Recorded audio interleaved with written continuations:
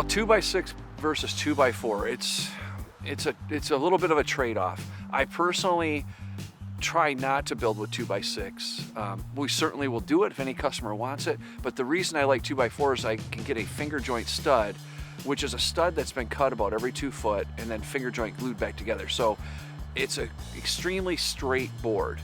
I cannot get that in a 2x6. I'm just getting a regular stud, and if you've ever gone through a bunk of studs, you'll see you got to throw out probably 30 or 40 out of each bunk, and my worry is one of those gets in the wall.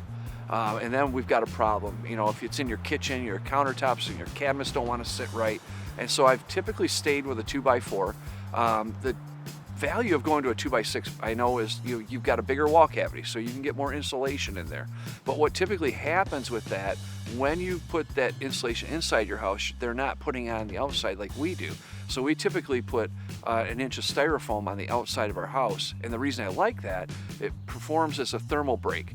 So you don't have the heat coming from drywall to your stud to your OSB on the outside and going right out of your house. And if you've ever driven around on a frosty morning, you can tell who doesn't have a thermal break because you can see every stud in their siding because it's collecting that heat.